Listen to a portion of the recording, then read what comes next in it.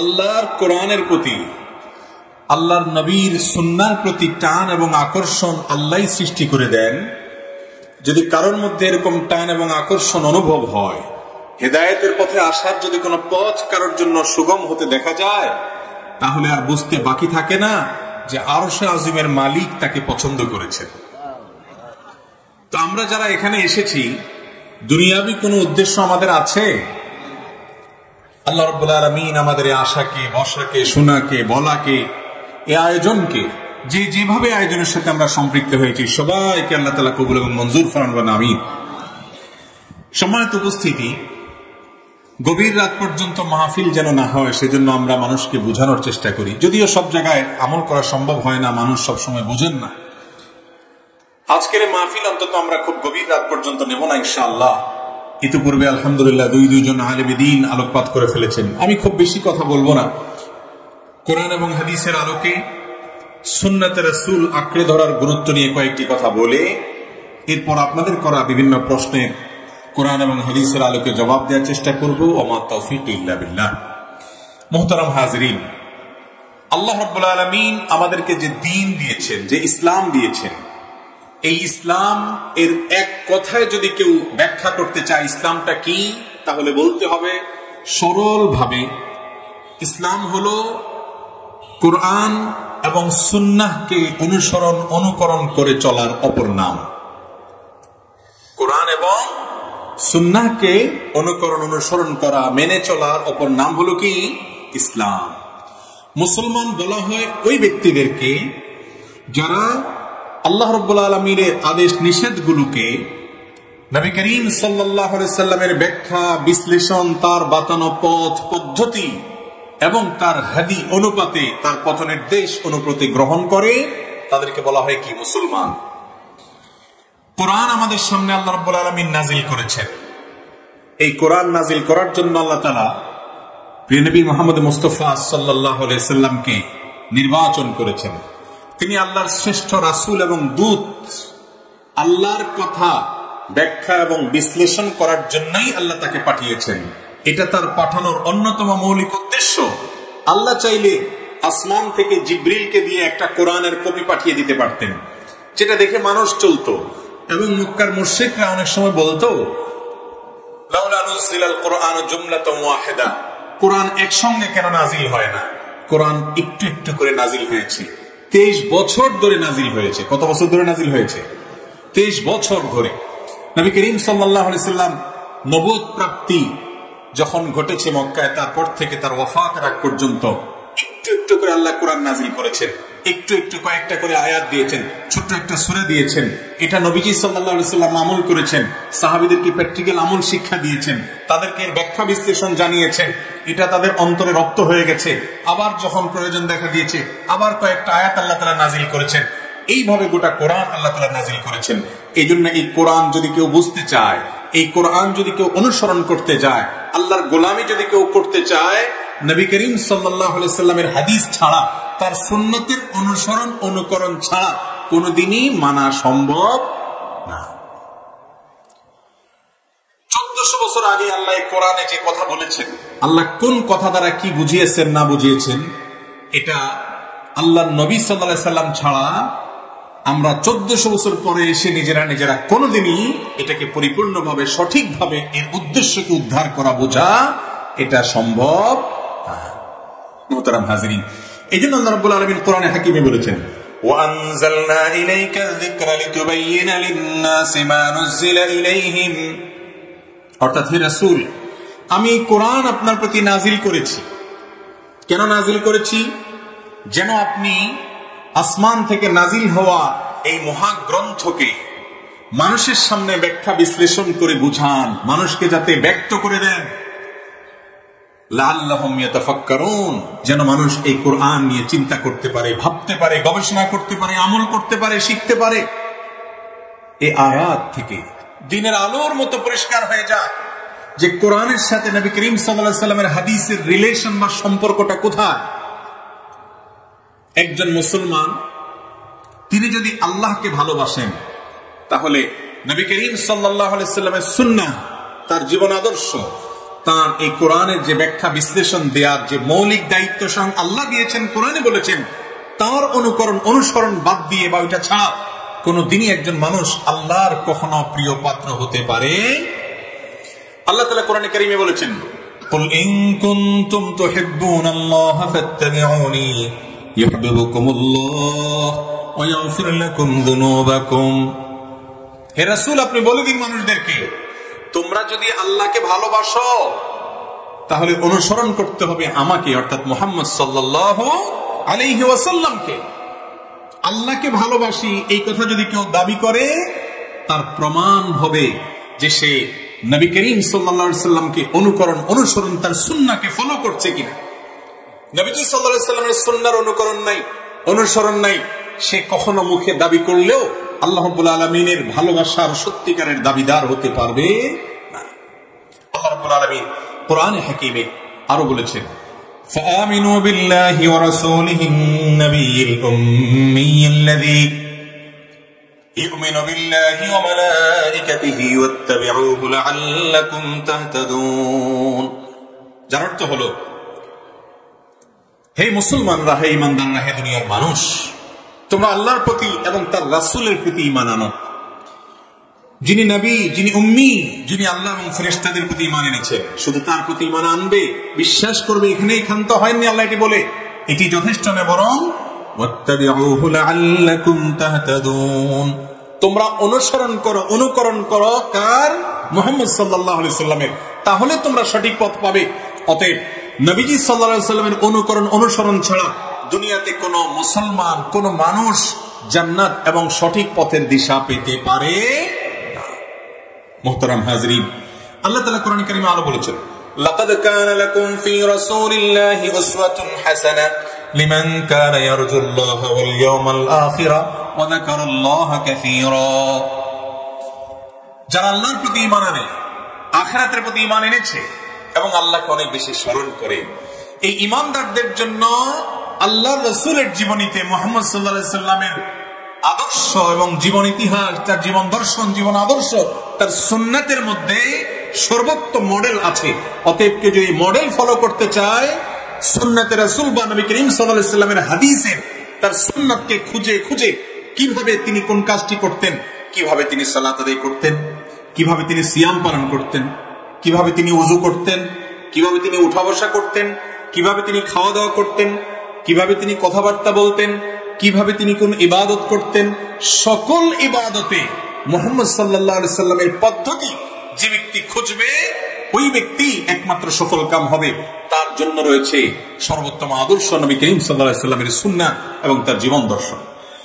আল্লাহ রাব্বুল আলামিন আরো বলেছেন, ফালইয়াহযারিল্লাযীনা ইখালিফুনা আন আমরিহি আন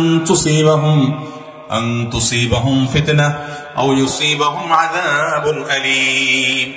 যারা নবী করিম সাল্লাল্লাহু আলাইহি সাল্লামের বিরুদ্ধে আচরণ করে, তার পদ্ধতির অনুকরণ করে না, তারা যেন সাবধান থাকে যে দুনিয়াতে তাদেরকে ফিতনা গ্রাস করবে। ইসলাম অনুসরণের নাম দিয়ে তারা ইসলামের বাইরে চলে যাবে, কোরআন অনুসরণ করার চেষ্টা করবে, কিন্তু তাদের অগোচরে তারা কোরআন থেকে সরে যাবে, তারা ইসলামের উপরে থাকতে পারবে না। আজ আমাদের অনেক ভাই আছে এমন, অনেক বোন আছেন এমন, যারা কোরআন অনুসরণের নাম দিয়ে শুধুমাত্র তারা কোরআনের আয়াত খোঁজেন। তারা বলেন হাদিসের ব্যাপারে সন্দেহ আছে, নাউজুবিল্লাহ। তারা হাদিসের সংকলন নিয়ে নানা রকমের উদ্ভট প্রশ্ন তোলে, কিভাবে হাদিস সংকলন হয়েছে, কিভাবে হাদিস সংরক্ষিত হয়েছে, মুহাদ্দিসরা সেজন্য কি করেছেন, কত সহস্র পৃষ্ঠা রচিত হয়েছে, কত হাজার লাখ মানুষের জীবন সংরক্ষিত হয়েছে। রিজাল শাস্ত্র সম্পর্কে ধারণা নাই, জারাহ তানকিদ সম্পর্কে, জারাহ সম্পর্কে, তাদিল সম্পর্কে ধারণা নাই। রিজাল শাস্ত্রের শত সহস্র ভলিউমে অগণিত গ্রন্থ রচনা করেছেন মুহাদ্দিসগণ, শুধু হাদিসে নববীর শুদ্ধ নিরূপণ করবার জন্য সে সম্পর্কে ধারণা নাই। এই মানুষগুলো আজকাল অনেকে আছে, দেখবেন যে না, কোরআনই যথেষ্ট, হাদিসের মধ্যে নানা রকমের অসুবিধা আছে। এই মূর্খতা সুলভ কথা যারা বলে, তাদের সম্পর্কে আল্লাহ রাব্বুল আলামিন বলেছেন তারা যেন সতর্ক থাকে। তারা এই ইসলাম অনুসরণের হয়তো সৎ উদ্দেশ্য তাদের আছে, কিন্তু এই শুধু কোরআনকে মানলেই চলবে এই কথা যারা বলবে, নবী সাল্লাল্লাহু আলাইহি সাল্লামের বিরুদ্ধাচরণ যারা করবে, তাদেরকে দুনিয়াতে ফিতনা পেয়ে বসবে। তারা ফিতনার গর্তে পা দিয়ে হারিয়ে যাবে ইসলাম থেকে, এবং আখিরাতে তাদের জন্য যন্ত্রণাদায়ক শাস্তি আল্লাহ তাআলা রেখেছেন। কোরআনে কারীমকে সারা পৃথিবীতে সবচেয়ে সুন্দর করে যারা ব্যাখ্যা করেছেন, সারা বিশ্বের ইতিহাসে সকল মুসলিম আহলে সুন্নাহ জামাতের কাছে সবচেয়ে সমাদৃত যে সকল তাফসীর গ্রন্থগুলো আছে, এর মধ্যে থেকে তাফসীর ইবনে কাসীর অন্যতম। এই তাফসীর ইবনে কাসীরে ইমাম ইবনে কাসীর রাহিমাহুল্লাহ এই আয়াতের ব্যাখ্যায় বলেছেন যে এখানে আল্লাহ রাব্বুল আলামিন নবী করিম সাল্লাল্লাহু আলাইহি ওয়াসাল্লামের নির্দেশের বিরুদ্ধাচরণ করা বলতে বুঝিয়েছেন তার পথের, তার মতের, তার পদ্ধতির, তার সুন্নতের, তার শরীয়তের। অতএব নবী করিম সাল্লাল্লাহু আলাইহি ওয়াসাল্লাম হলেন আল্লাহর পক্ষ থেকে দেওয়া মডেল। এই মডেলের সাথে আপনার ইবাদত বন্দেগী যদি মিলে আল্লাহর কাছে গ্রহণযোগ্য হবে, আর যদি না মিলে সেটা গ্রহণযোগ্য হবে। মুহতারাম হাজিরিন, আমরা অনেক সময় দেখি দর্জি দোকানে কেউ যখন জামা বানাইতে দেয় তখন একটা জামা দিয়ে বলে দেয় যে হুবহু এই জামাটাতে যে যে মাপ আছে একই মাপে একই আপনার সাইজ অনুযায়ী আপনি জামাটা তৈরি করে দিবেন। দর্জি সাহেব যদি ওই জামার সাথে একেবারে পরিপূর্ণভাবে মিল রেখে হাতার সাইজ, ঝুল, তারপরে আপনার এটার যে বডির সাইজ সবকিছু যদি ওই জামার সাথে মিল করে করতে পারেন তাহলে অবশ্যই যিনি জামা বানাতে দিয়েছেন তিনি খুশি হবেন, তিনি তার অর্ডারে সন্তুষ্ট হবেন, তাকে উপযুক্ত পারিশ্রমিক দিবেন। আর যদি জামাটা যার কাছে বানাতে দিয়েছে দর্জি সাহেব নিজে থেকে বুদ্ধি করে চালাকি করে ওইটার কোথাও একটু কম করে, কোথাও একটু বেশি করে, বলে যে না এখন একটু বয়স হয়েছে আপনার এই জন্য বড় করে দিলাম, হয়তো আপনি কদিন পরে মোটা হবেন সেজন্য একটু আমি এটার বডিটা বাড়াই দিলাম, নিজে থেকে পণ্ডিতি করে যদি একটু আগপাস করে তাহলে ওই দর্জিওয়ালাকে পারিশ্রমিক দিবে নাকি বকে দিবে ওই লোক? মুহতারাম হাজিরিন, আল্লাহ রাব্বুল আলামিন আমাদেরকে নবী করিম সাল্লাল্লাহু আলাইহি সাল্লামকে মডেল করে পাঠিয়েছে। আমাদের নবীজি হলেন ইসলামের কি মডেল। আল্লাহ যত আদেশ নিষেধ করেছেন এগুলো কিভাবে বাস্তবায়ন করব, তার পদ্ধতি কি, বিস্তারিত বিশ্লেষণ কি, এই সব কিছুর জন্য নমুনা এবং মডেল হলেন নবী করিম সাল্লাল্লাহু আলাইহি সাল্লাম। তাকে অনুসরণ করতে হবে, তাকে দেখে দেখে করতে হবে। তার আমলের সাথে যার আমলের যত বেশি মিল হবে আল্লাহর কাছে তার পাস মার্ক তত বেশি হবে এবং আল্লাহ রাব্বুল আলামিনের কাছে তিনি তত গ্রহণযোগ্য হবেন, আল্লাহ তত সন্তুষ্ট হবেন।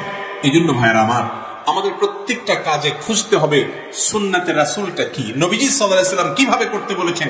তিনি বলেছেন আমার আর যুক্তি তর্ক সেখানে খোঁজার দরকার নাই। মুহতারাম হাজিরিন, কোরআনে কারিমে আল্লাহ তাআলা বহু জায়গায় আল্লাহর অনুসরণ করার কথা বলে আবার রাসূলের অনুসরণ করার কথা বলেছেন। আতিউল্লাহ ওয়া আতিউর রাসূল। আল্লাহ রাব্বুল আলামিন বলেছেন মান ইউতি'আর রাসূল ফাকাদ আতা আল্লাহ। যে ব্যক্তি রাসূলের আনুগত্য করবে সে আল্লাহরই আনুগত্য করলো। আল্লাহ বলেছেন মা ইয়ানতিকু আনিল হাওয়া, তিনি মন থেকে কিছুই বলেন না। ইন হুয়া ইল্লা ওয়াহয়ুন ইউহা, তিনি যা বলেন তা ওহী, আল্লাহর পক্ষ থেকে আসে, নাজিল হয়। অতএব নবীজি সাল্লাল্লাহু আলাইহি সাল্লাম মন গড়া কোনো কিছু বলতেন না। আল্লাহ রাব্বুল আলামিন তাকে কন্ট্রোল করতেন, তাকে নিয়ন্ত্রণ করতেন। বিধায় নবী করিম সাল্লাল্লাহু আলাইহি সাল্লামের অনুকরণ অনুসরণ ছাড়া কেউ খাঁটি মুসলমান হওয়া তো দূরের কথা, ইসলামের মূল পথেই কোনোদিন থাকতে পারবে না। এই জন্য আমাদেরকে সুন্নাত খুঁজে খুঁজে চলতে হবে। আমি একটা ইবাদত করবো, আমি দেখবো আমার নবীজি কিভাবে করেছেন, নবীজি সাল্লাল্লাহু আলাইহি সাল্লামের হাদিসে কিভাবে উল্লেখ আছে সেটা জানার চেষ্টা করব। নবীজির হাদিসের বিরুদ্ধাচরণ করা, তার সুন্নাতের বিরুদ্ধাচরণ করা কপাল পোড়া হওয়ার লক্ষণ, দুনিয়াতে ফিতনায় পড়ার লক্ষণ, আখিরাত ধ্বংসের লক্ষণ। ভাইরা আমার, নবী করিম সাল্লাল্লাহু আলাইহি সাল্লাম তাকে আল্লাহ তাআলা ওহীর মাধ্যমে জানিয়েছেন কিয়ামতের আগে কিছু মুসলমান আসবে দুনিয়াতে যারা নিজেদেরকে মুসলমান মনে করবে এবং তারা বলবে, আরামের চেয়ারে বসে বসে বলবে, আমরা কিতাবের মধ্যে, আল্লাহর কিতাবের মধ্যে, কোরআনের মধ্যে যেটাকে হালাল পেয়েছি সেটাকে হালাল জানবো, এখানে যেটাকে হারাম পেয়েছি সেটাকে হারাম জানবো, বাস এটাই শেষ। রাসূলের হাদিস তারা গ্রহণ করবে না এবং সেটাকে তারা তাচ্ছিল্য ভরে উড়িয়ে দিবে যে আমরা শুধু এটাকেই যথেষ্ট মনে করছি। রাসূল সাল্লাল্লাহু আলাইহি ওয়াসাল্লামের হাদিসের আবার প্রয়োজন কি? নবী করিম সাল্লাল্লাহু আলাইহি ওয়াসাল্লাম ভবিষ্যৎবাণী করেছেন এমন একটা সময় আসবে, আজ আমাদের দেশে সেটি চলে এসেছে ভাই। বহু মানুষ বহু জায়গায় এরকম হয়। অনেক বড় বড় সিনিয়র সিটিজেন, দেশের গুরুত্বপূর্ণ ব্যক্তিত্ব দেখি যে আমাদেরকে ফোন করে বলে যে, এক ভাই তো আমাকে ফোন করে বলেন যে ভাই আমি কোরআনকে খুব ভালোবাসি, 7-8 বার কোরআন আগাগোড়া বুঝে আমি পড়েছি মাশাআল্লাহ, কিন্তু হাদিসটা আমার ভালো লাগে না। তাহলে আমি তাকে প্রশ্ন করলাম, ভাই আপনি যে কোরআন পেয়েছেন এটা কিভাবে পেয়েছেন, কোত্থেকে পেয়েছেন? এই কোরআন যে পাইপলাইন দিয়ে এসেছে, এই কোরআন যে পথ দিয়ে এসেছে, সে একই পথ দিয়ে নবী করিম সাল্লাল্লাহু আলাইহি ওয়াসাল্লামের হাদিসও এসেছে। হাদিসের যে মহা বিশাল বড় ভান্ডার আছে, এই ভান্ডারগুলো থেকে নবী করিম সাল্লাল্লাহু আলাইহি ওয়াসাল্লামের হাদিসের নামে কোনো জাল কথা আছে কিনা এটাকে পরখ করবার জন্য যে চালনি বানানো হয়েছে মুহাদ্দিসদের তরফ থেকে, একটি দুটি নয়, শত শত চালনি সেখানে স্থাপন করা হয়েছে। কিভাবে সেটাকে চালা হয়েছে, কিভাবে সেটাকে সেখান থেকে বিশুদ্ধ হাদিসগুলোকে বের করা হয়েছে, মুহাদ্দিসদের কি অবদান ছিল, এবং এটা আল্লাহ তাআলার অলৌকিকত্ব, নবী করিম সাল্লাল্লাহু আলাইহি ওয়াসাল্লামের হাদিসের মুজিজা। এটি নবীজি সাল্লাল্লাহু আলাইহি ওয়াসাল্লামের মুজিজা বলতে পারেন, যে তার হাদিসকে সংরক্ষণ আল্লাহ রাব্বুল আলামিন করেছেন আল্লাহর এই সমস্ত প্রিয় বান্দারকে দিয়ে। অলৌকিকভাবে এই সম্পর্কে যদি কেউ ন্যূনতম ধারণা অর্জন করার চেষ্টা করে যে হাদিস কিভাবে শুদ্ধ নিরূপণ হয়, কিভাবে এটাকে অ্যানালাইসিস করে মুহাদ্দিসগণ বের করেছেন, তাহলে সে হাদিসে রাসূলের বিরুদ্ধাচরণ করা, সুন্নাতের বিরুদ্ধাচরণ করার মতো দুঃসাহস কোনোদিন দেখাবে না। মুহতারাম হাজিরিন, আমাদের নবী করিম সাল্লাল্লাহু আলাইহি সাল্লাম তাকে অনুকরণ করে সাহাবীরা শ্রেষ্ঠ মানুষে পরিণত হয়েছেন। শুধু তাকে অনুকরণ করার ক্ষেত্রে তারা কোনো প্রকার বাজ বিচার করতেন না, কোনো দিক তাকাতেন না। তারা দেখতেন নবীজি নির্দেশ করেছেন কিনা, জীবন দিয়ে সেটা করতেন। তিনি নিষেধ করেছেন আর সেদিকে যেতেন না। এর মধ্যেই মুসলমান জাতির কল্যাণ নিহিত, অন্য কোনো পথে মুসলমানের কল্যাণ, নাজাত, মুক্তি দুনিয়াতে আখিরাতে কোনো অবস্থায় নিহিত নেই।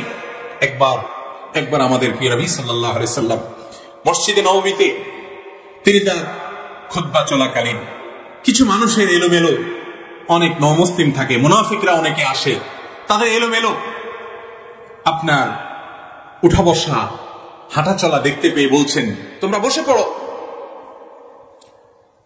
এই টাইমে আব্দুল্লাহ ইবনে মাসউদ রাদিয়াল্লাহু তাআলা আনহু, একজন সিনিয়র সাহাবী, আলিম সাহাবী, কোরআন হাদিস যিনি সবচেয়ে ভালো বুঝতেন, ইসলামের ফিকহ শাস্ত্র সম্পর্কে নবী করিম সাল্লাল্লাহু আলাইহি ওয়াসাল্লামের আদেশ নিষেধ, কোরআন সুন্নাহর আদেশ নিষেধ থেকে মাসআলা উত্তোলন করা, মাসআলাকে বের করে আনার ব্যাপারে দক্ষতা যার অনেক বেশি ছিল, সে আব্দুল্লাহ ইবনে মাসউদ রাদিয়াল্লাহু তাআলা আনহু তিনি হেঁটে হেঁটে তখন মসজিদের দিকে আসছিলেন। মসজিদের বাইরে সিঁড়ি বা এরকম কোন জায়গায় এখনো প্রবেশ করেন নাই। ওই জায়গায় আসার পর যখন নবীজির নির্দেশটা কানে আসলো, বসো, তিনি ওই অবস্থায়, এটা বসার জায়গা ছিল না, একেবারেই বিদঘুটে এবং অপ্রস্তুত জায়গা ছিল বসার, ওই উঁচা নিচা জায়গা যেটা বসার জায়গা না, ওই জায়গায় ওই অবস্থায় তিনি বসে পড়েছেন। নবী করিম সাল্লাল্লাহু আলাইহি ওয়াসাল্লাম এই দৃশ্য দেখে বললেন তাকে, হে অমুকের বাপ, শ্রদ্ধা করে তাকে নাম ধরে না ডেকে বললেন, হে অমুকের বাপ, আপনাকে আমি বলিনি আপনি উঠেন, উঠে জায়গা মতো এসে বসেন, যারা এলোমেলো ঘোরাফেরা করছে তাদেরকে বলেছি। তো সাহাবীরা নবী করিম সাল্লাল্লাহু আলাইহি ওয়াসাল্লামের কোন নির্দেশ পেলে আর চোচেরা করতেন না, অন্ধের মতো সেটাকে মানতেন। এটা দিয়ে তারা গোটা দুনিয়া শাসন করেছেন, দুনিয়াতে আল্লাহ তাদেরকে মর্যাদা দিয়েছেন এবং আখিরাতে তারা মর্যাদার চূড়ান্ত শিখরে থাকবে। কোরআনে আল্লাহ তাআলা তাদেরকে দৃষ্টান্ত দিয়ে বলছেন, আমিনু কামা আমানান নাস, তোমরা ঈমান আনো সেই লোকদের মতো যারা ঈমান এনেছিল, অর্থাৎ সাহাবীরা যেরকম ঈমান এনেছে তাদের মতো ঈমান আনো। তারা তোমাদের ঈমানের জন্য মানদণ্ড মাপকাঠির মতো তাদেরকে অনুসরণ করবে, তাদের মৌলিক জামাতকে অনুসরণ করবে। সেই মৌলিক জামাতের যে মৌলিক দর্শন, সেটা অনুসরণের মধ্য দিয়ে মুসলমান জাতি উন্নতির চরম শিখরে পৌঁছে যাবে। মুহতারাম হাজিরিন, আজ সেই সুন্নতে রাসূল আজ আমাদের জীবন থেকে বুলন্ডিত। আজ আমাদের ইবাদতে সুন্নত নাই, আর আমাদের কাজে কর্মে সুন্নত নেই। অন্যান্য জায়গা থেকে সুন্নত যেতে যেতে আজ আমাদেরকে এই কথাও শুনতে হয় যে শুধু কোরআনই যথেষ্ট। নতুন নতুন কিছু মানুষ বের হচ্ছে আমাদের সমাজে, যারা আমাদের মুসলমান ভাই বোনদেরকে বিভ্রান্ত করছে। দুঃখজনক, তারা অনেকে জেনারেল শিক্ষিত মানুষ হয়ে ইসলাম চর্চা করলে, ইসলামের দাওয়াতের কাজে গিয়ে এলে সেটা অবশ্যই অ্যাপ্রিশিয়েট যোগ্য, সেটাকে আমরা সাধুবাদ জানাই। কিন্তু ইসলাম সম্পর্কে যারা সারা জীবন পড়াশোনা করেছেন, ঘাটাঘাটি করেছেন, গবেষণা করেছেন, যাদের পুঁথিগত বিদ্যা আছে, যাদেরকে আল্লাহ যথেষ্ট পরিমাণ পুরো জীবন দিনের মধ্যে কায়েম এবং দায়েম থাকার তৌফিক দিয়েছেন, সেই সকল আলিম যারা নবীদের ওয়ারিস, তাদের কথা অবজ্ঞা করে আজকাল কিছু সাধারণ শিক্ষিত ভাই বোনদেরকে দেখা যায় তারা প্রকৃত ইসলাম আর বিকৃত ইসলাম পার্থক্য করে। তারা বলে যারা নবীজির হাদিস অনুসরণ করে, হাদিসকে মেনে চলে, তারা নাকি বিকৃত ইসলামের অনুসরণ করে, আর যারা শুধু কোরআনকে মানে তারা নাকি প্রকৃত ইসলাম অনুসরণ করে। বলেন নাউজুবিল্লাহ। ভাইরা আমার, নবীজির হাদিস অনুসরণ করলে সেটা বিকৃত ইসলাম? আল্লাহ তাআলা আমাদের ভাইদেরকে বোনদেরকে হেদায়েত দান করুন। এরা সবাই যে ইসলামের বিরুদ্ধে ষড়যন্ত্রে লিপ্ত তা আমি কখনো বলবো না। এদের অনেকে আছেন না বুঝে এই পথে চলে গেছেন। কিয়ামতের আগে দুনিয়াতে ভাই বহুমুখী ফিতনা আসবে, কত ফিতনা যে আসবে, এক এক ফিতনার জোয়ারে বহু মুসলমানের সন্তান ঈমান হারা হয়ে যাবে, ঈমানের চেতনা হারা হয়ে যাবে, সে টেরও পাবে না। এই জন্য আল্লাহর কাছে দোয়া করতে হবে, ইহদিনাস সিরাতাল মুস্তাকিম। প্রত্যেক রাকাতে আমরা দোয়া করব। যখন দোয়া করবেন, সূরা ফাতিহা পড়বেন, তখন এর অর্থের দিকে খেয়াল করে আল্লাহর কাছে মনে মনে দোয়া করবেন, ইহদিনাস সিরাতাল মুস্তাকিম, আল্লাহ সরল সঠিক জান্নাতের পথ যেটা। দুনিয়াতে হাজারো পথ, আল্লাহ কতজন কত পথের দিকে ডাকে। আমার নিজের বিবেক বুদ্ধি দিয়ে সবসময় সঠিকটা আমি উদ্ধার করতে পারবো না মালিক। আপনি আমাদেরকে যেই পথে চললে তার গোড়ায়, তার মাথায় জান্নাত ঠেকবে, সেই পথে আপনি আমাদেরকে জানান আল্লাহ। ইহদিনাস সিরাতাল মুস্তাকিম। ভাইরা আমার, কত গুরুত্বপূর্ণ যে প্রত্যেক নামাজে প্রতি রাকাতে সূরা ফাতিহা পড়াটাকে আল্লাহ তাআলা আবশ্যক করে দিয়েছে, তাই না? প্রত্যেক নামাজের প্রত্যেক রাকাতে সূরা ফাতিহা পড়া লাগে না? প্রত্যেক সালাতের প্রতি রাকাতে সূরা ফাতিহাকে আবশ্যক করে দেওয়া হয়েছে ইসলামে।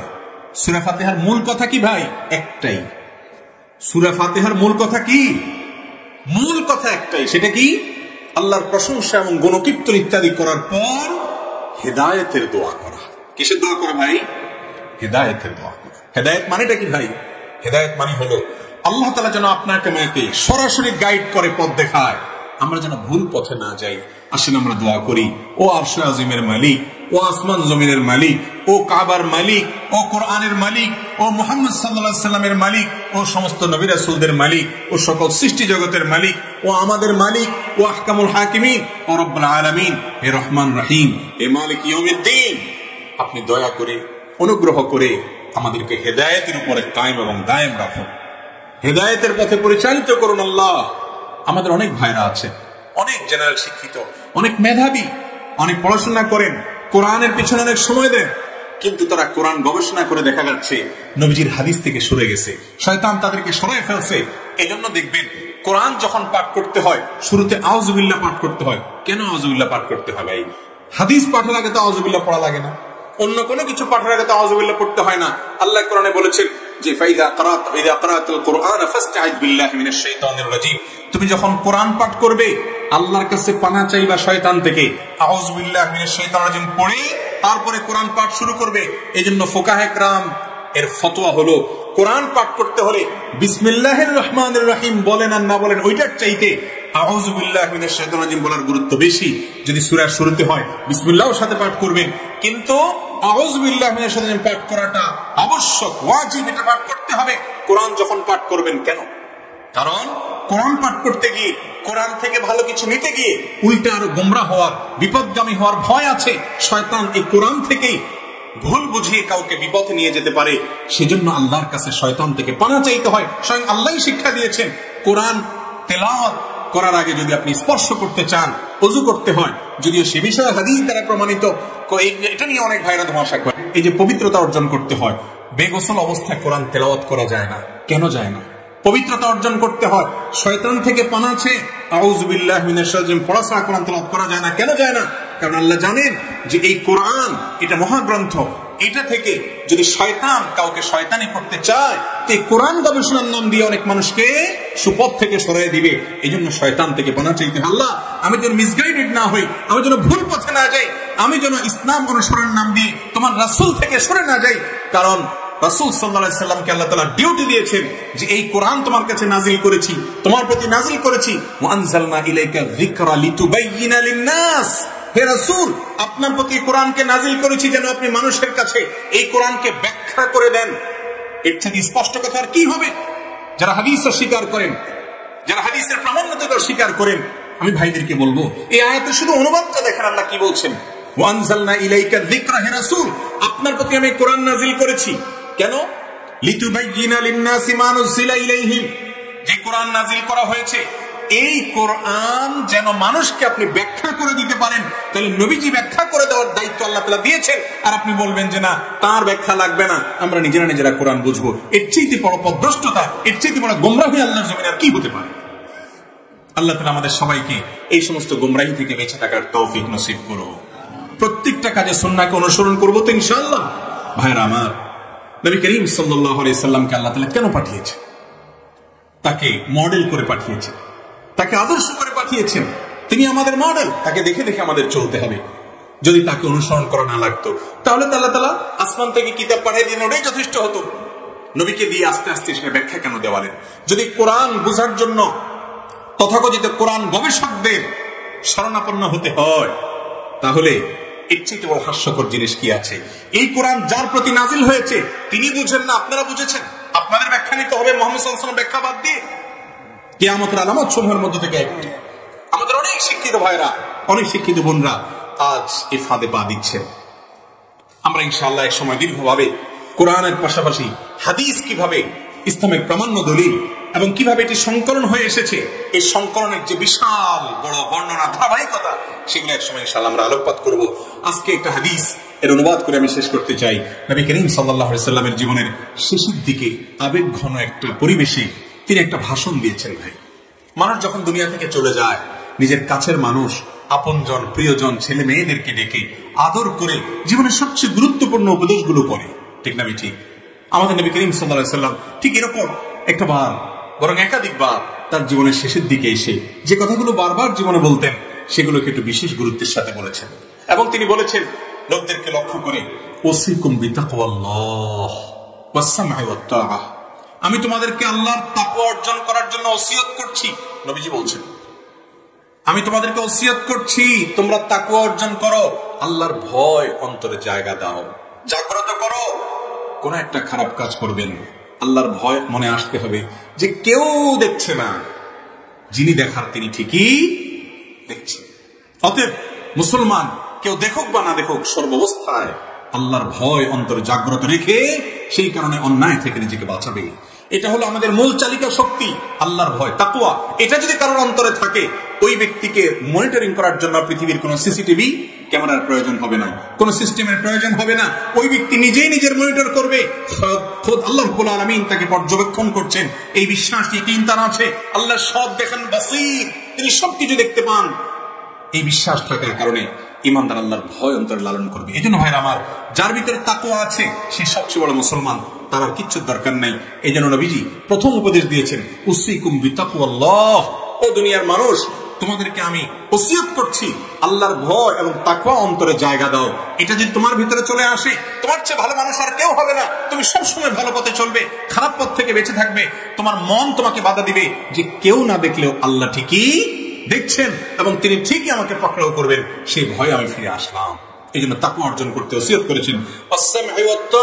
এবং তিনি আরো ওসিয়ত করেছেন আমরা যেন আমাদের যারা দায়িত্বশীল থাকবেন, আমাদের যারা আমির থাকবেন, আমরা যাদের অধীনে থাকব, যে লোকগুলোকে আল্লাহ তাআলা আমাদের উপরে কর্তৃত্ব দিয়েছেন, সেই আমির, দায়িত্বশীল নেতৃত্বদের অনুসরণ অনুকরণ করব। ইসলাম আমাদেরকে শৃঙ্খলা শেখায়। আপনি একটা অফিসে চাকরি করেন, আপনি একটা কোম্পানিতে কাজ করেন, আপনি একটা এলাকায় বসবাস করেন, এখানে একটা শৃঙ্খলা আছে। কোরআন হাদিস বিরোধী যদি কিছু না থাকে তার মধ্যে, তাহলে সে শৃঙ্খলা মেনে চলবেন, আনুগত্য করবেন, কথা শুনবেন। আপনার একজন উপরস্থ ব্যক্তি আছেন, তাকে মেনে চলবেন। সন্তান তার বাবাকে শুনবে, স্ত্রী তার স্বামীকে আনুগত্য করবে, বড় বড় আনুগত্য ছোট করবে। এভাবে একজন আরেকজনকে আনুগত্য করে চলবে, বিশেষ করে আমিরের আনুগত্য করবে। যদিও সে আমির কোন ইথিওপিয়ান হয়, কোন নিগ্রো মানুষ হয়, এমন কোন কেউ হয় যে তিনি চামড়ায় গায়ে কালো, নিগ্রো হয়, তারপরও তাকে অনুসরণ করবে। তাকে দেখতে যদি কুৎসিত হয়, তারপরও তাকে অনুসরণ করবে, কারণ যিনি দায়িত্বশীল তার অনুসরণ করার মধ্যে সওয়াব রয়েছে, আল্লাহ সন্তুষ্টি রয়েছে, পৃথিবী শান্তি শৃঙ্খলার সাথে পরিচালিত হবে। এই নবীজি ওসিয়ত করেছেন। তিনি আরো বলেছেন, ফাইন্নাহু মাইয়াইশ মিনকুম বাদি, আমার পরে দুনিয়াতে তোমরা যারা বেঁচে থাকবা, এটা হলো মূল পয়েন্ট। তোমরা যারা আমার পরে দুনিয়াতে আসবা, নবীজি বলছেন, আমার পরে যারা বেঁচে থাকবা এবং দুনিয়াতে পরে যারা আসবে, বেঁচে থাকবে, ফাসায়ারা ইখতিলাফান কাসীরা, তারা দেখবে ইসলামের নামে নানান মত, এক একজন এক এক কথা বলবে। তোমরা তখন কি করবে? ফালাইকুম বিসুন্নতি ওয়া সুন্নাতিল খুলাফাইর রাশিদিনিল মাহদিয়িন, তখন তোমরা আমার সুন্নাতকে আঁকড়ে ধরবে যে নবীজি কোনটা করছেন, উনি কোনটা বলছেন, এটা খুঁজে বেড়াবে, হাদিস খুঁজবে, সুন্নাহ খুঁজবে। ওয়া সুন্নাতিল খুলাফাইর রাশিদিনিল মাহদিয়িন, খুলাফায়ে রাশিদা আবু বকর, ওমর, উসমান, আলী কি করেছেন এটা খুঁজবে।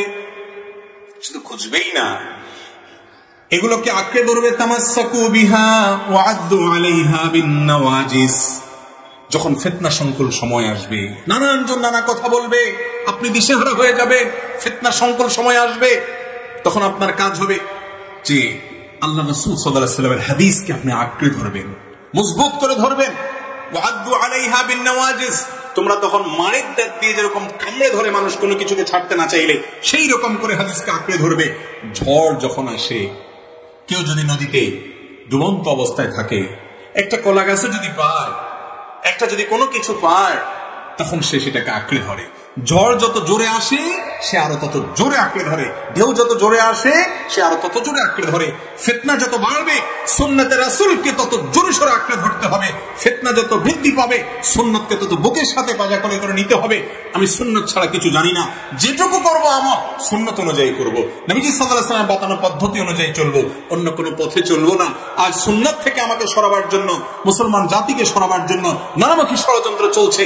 কারণ ইসলামের এই যে কোরআন এবং সুন্নাহ, এই দুটার একটা থেকে সরালে অর্ধেক থেকে সরানো হয়ে যায়। ইসলাম অনুসরণ সে করছে কোরআন অনুসরণ করার মাধ্যমে, এই বিভ্রান্তির মধ্যে থেকে নিজের অজান্তে ইসলাম থেকে বের হয়ে যায়। ভাইরা আমার, এ নিয়ে ঘন্টাকে ঘন্টা কথা বললে শেষ হবে না। আমরা ইতি জানতে চাই, আমাদেরকে অনুসরণ করতে হবে কোরআন এবং সুন্নাহ। আল্লাহ তাআলা আমাদের সবাইকে আমল করার তৌফিক দান করুন। সহিহ মুসলিমের হাদিসে বর্ণিত হয়েছে, নবী করিম সাল্লাল্লাহু আলাইহি ওয়াসাল্লাম যখন খুতবা দিতেন জুমা ঈদে, তার খুতবার একটি ভাষ্য ছিল, ফাহসানাল হাদিসি কিতাবুল্লাহ, দুনিয়ার সবচেয়ে শ্রেষ্ঠ কথা, শ্রেষ্ঠ হাদিস হলো আল্লাহর কিতাব। এটাকেও হাদিস বলা হয়েছে, এটা হলো সবচেয়ে শ্রেষ্ঠ হাদিস, শ্রেষ্ঠ কথা। ওয়া আহসানুল হাদি হাদিয়ু মুহাম্মাদিন সাল্লাল্লাহু আলাইহি ওয়াসাল্লাম, আর দুনিয়ার সবচেয়ে শ্রেষ্ঠ জীবন দর্শন, আদর্শ, ব্যাখ্যা, অনুকরণীয় দৃষ্টান্ত হলো মুহাম্মদ সাল্লাল্লাহু আলাইহি সাল্লামের জীবন দর্শন, তার সুন্নাত, তার হাদিস। এটা নবীজি সাল্লাল্লাহু আলাইহি সাল্লাম বিভিন্ন খুতবায় বলতেন। অতএব আমরা সুন্নাতে রাসূলকে আঁকড়ে ধরার চেষ্টা করব তো ইনশাআল্লাহ। কোনো কিছু নিয়ে যখন আমাদের মধ্যে গন্ডগোল দেখা দিবে, তখন আল্লাহই কোরআনে বলেছেন, তোমরা তখন দেখবে রাসূল কি বলেছেন, তিনি কি করেছেন, তার হাদিসে কি আছে, সুন্নাতে কি আছে, সাল্লাল্লাহু আলাইহি ওয়াসাল্লাম। সবাই সুন্নাতে রাসূলকে আঁকড়ে ধরার চেষ্টা করব তো ইনশাআল্লাহ। যেটুকু আমল করবেন ভাইরা বাবারা, ওইটুকু খুঁজবেন যে হাদিসে কি আছে, আমার নবীজি কি করেছেন, আমার নবীজি কি করেছেন জানার চেষ্টা করবেন। যদি কোরআন হাদিসের আলোকে আপনি নবীজির জীবন দর্শনটা খুঁজে পান, কোন আলেম আপনাকে দেখাতে পারেন, কোন কিতাব থেকে আপনি পেয়ে যান, আপনি নিশ্চিন্ত সেটার উপর আমল করেন।